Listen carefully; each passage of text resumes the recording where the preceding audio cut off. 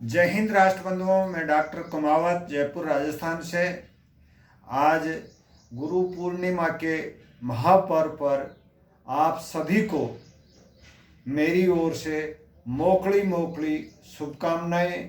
और जाने अनजाने में जिन लोगों से भी मैंने ये ज्ञान मेरे जीवन का अर्जित किया है, उन सभी को इस गुरु पूर्णिमा के उत्सव पर एक तरह से मेरा गुरु मानते हुए अंतरात्मा से नमन करता हूँ और आशा करता हूँ कि इसी तरह से मैं आप लोगों के सानिध्य में कुछ ना कुछ सीखता रहूँ।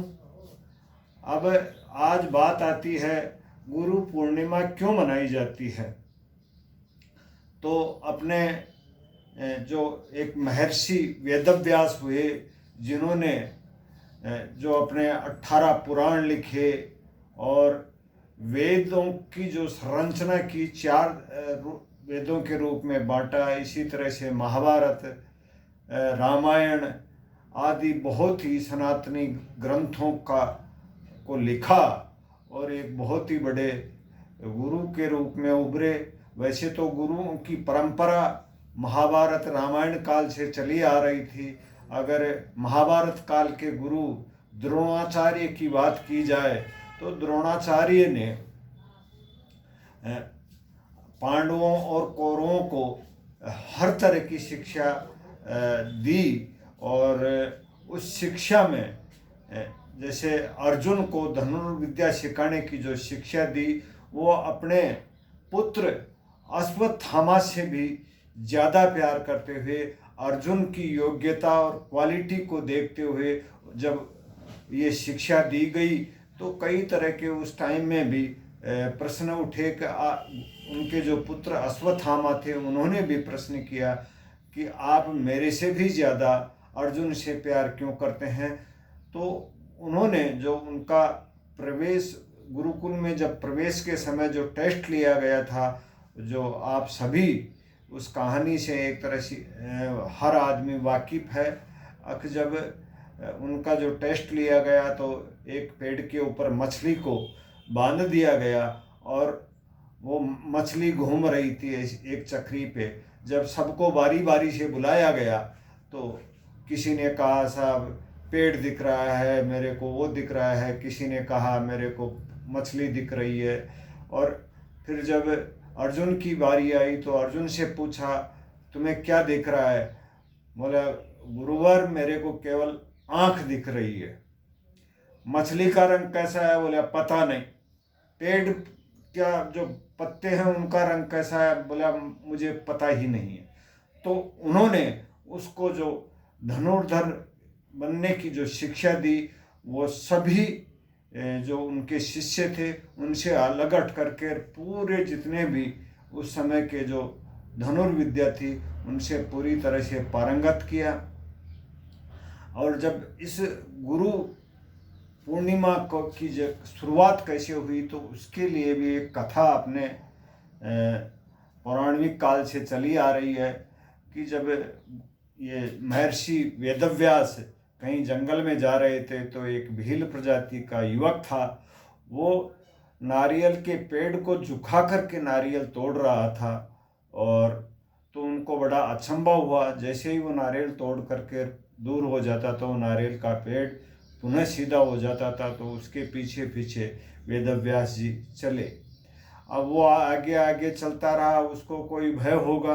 वो उसके घर पहुंच गए और घर जा करके वो भील प्रजाति का जो युवक था वो तो मिला नहीं, लेकिन उनका पुत्र मिला उस भील युवक का। तो वेदव्यास जी ने उनसे चर्चा की कि ये ऐसा कौन सा मंत्र है जिससे ये पेड़ को झुका करके नारियल तोड़ लेते हैं। तो वो जो भील पुत्र था उसने वो मंत्र वेदव्यास जी को बताया और वापस चल दिए। जब वो भील आकर के अपने पुत्र से चर्चा की कि आपने ऐसा क्यों किया, कैसे बताया, अगर बताने के पीछे आप अपन किसी को कोई मंत्र देते हैं तो हम उसके गुरु की जो भूमिका है उसमें आ जाते हैं, और अपन ऐसे महर्षि के गुरु हो ही नहीं सकते। इसीलिए तो मैं आगे आगे दौड़ रहा था और वो मेरे पीछे पीछे आ रहे थे। तो उस भील पुत्र के जिज्ञासा हुई, उसको बताया, उसने भील ने बताया कि आप जाओ और देखे आपके वो जो महर्षि हैं, जो एक तरह से आपके शिष्य हैं, उनकी परीक्षा लो। तो वो भील पुत्र महर्षि वेदव्यास के आश्रम में पहुंचा। वहाँ कई और लोगों से चर्चाएं कर रहे थे महर्षि वेदव्यास। तो जब अपने गुरु को आते हुए देखा तो वो आए और आकर के उस जो भील पुत्र था उसके पैरों को धो करके उनके पैरों में नमन किया। उस दिन से ये परंपरा चली आ रही है। आज के युग में ये जो गुरुओं की परंपरा है, इसमें गुरु का नाम ही शिक्षक में बदल दिया, और जो गुरु की महिमा थी उससे दूर होते गए। और आज जो गुरु और शिष्य के बीच में जो रिश्ता है वो एक तरह से पैसे के अनुरूप हो गया। और आर्थिक युग में हर आदमी जैसे गुरु की वो जो महिमा है उससे दूर रहता है। वो ये सोचता है कि मैं तो इसको पैसे देता हूँ जब मेरे को ये विद्या दी जाती है। जबकि जो अपने पूर्वजों से जो चली आ रही परंपरा थी उसमें कोई भी अगर विद्यापार्जन के लिए जाता था तो गुरु के आश्रम में, गुरुकुल में रहता था। वहाँ से उसको हर संस्कारों की शिक्षा दी जाती थी। और वो जब लगभग 5 साल की अवस्था में वहाँ गुरुकुल में प्रवेश करता था तो गुरु से दीक्षा लेता था और उसके अनुसार चलने की एक तरह से प्रतिज्ञा लेता था। वो आज कहीं देखने को नहीं मिल रही है।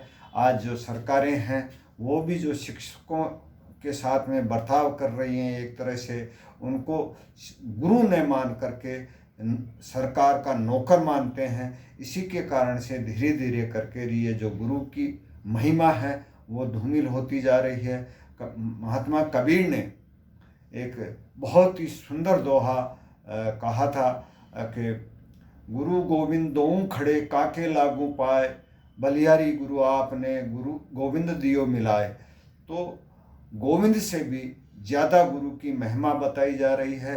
गुरु और पिता दो एक ऐसे पद हैं जो एक पिता अपने पुत्र को जितनी ज़्यादा ऊंचाइयों पर वो पहुँचे उससे उसको खुशी होती है, और एक गुरु अपने शिष्य की जितनी ज़्यादा ऊंचाइयां देख करके वो अपने आप को प्रफुल्लित मानता है और अपने द्वारा जो शिक्षा दी गई उसी के से उसका जो विकास हुआ उससे उसका गर्व से जो सीना है वो बिल्कुल तन जाता है। तो मैं मेरे जीवन की बात करूं तो मेरे जीवन में बहुत से ऐसे गुरु मिले जिन्होंने मेरे को किसी ने किस चीज़ का ज्ञान दिया और किसी से मैंने क्या सीखा, जाने अनजाने में मैं आज तक सैकड़ों गुरुओं को मानता हूँ। इस गुरु पूर्णिमा के पर्व पर मैं सभी को नमन करता हूँ।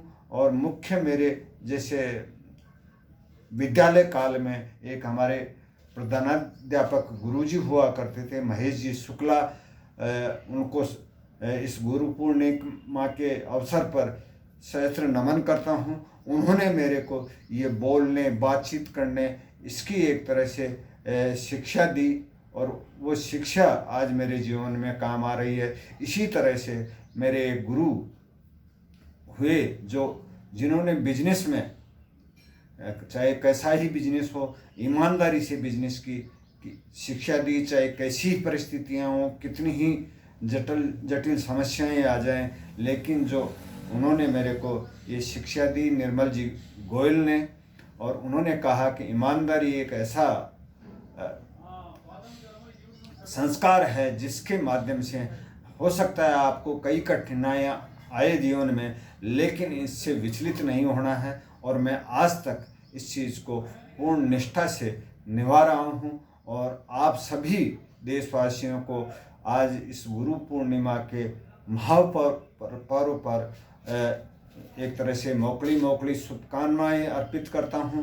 आज जो सरकारें हैं जो अपने आप को जैसे शिक्षा मंत्री हैं वो महागुरु मानने लग गए हैं, जबकि गुरु और जो शिक्षा प्रणाली है उसके लिए जो सरकार है उसका काम केवल प्रबंधन करना है। उस पर अंकुश लगाने की जो आज परिपाटी चल गई है वो एक तरह से अपने देश के लिए घातक है। अभी एक पिछले 5-4 दिन में ही एक ऐसी चर्चा आई जिसमें जो अपने आप को जो शिक्षा मंत्री मानते हैं राजस्थान के, उनके ऊपर भयंकर रूप से कलंक लगा, जो एक पूरे राजस्थान को कलंकित करने वाला है। तो मैं इस वीडियो के माध्यम से जो भी इस प्रबंधन तंत्र में सरकार में जुड़े हुए हैं उनसे इस गुरु पूर्णिमा के महापर्व पर ये निवेदन करता हूँ कि जो गुरुओं की परंपरा है उसको आज अगर अपन पुनर्जीवित करने में शुरुआत करते हैं तो आने वाले देश में ये जो गुरुओं की परंपरा है, गुरु और शिष्य की, इससे एक तरह से संस्कार बढ़ेंगे। और जब संस्कार किसी आदमी में आते हैं तो अपराधों पे अंकुश लग जाएगा। तो इस शिक्षा प्रणाली को एक तरह से विद्या के रूप में और जो शिक्षक हैं उनको गुरुओं के रूप में स्थापित करना होगा, जब भी अपने देश में इन अपराधों पे, आतंकवाद पे, इन पे अंकुश लग सकता है। जय हिंद, जय भारत।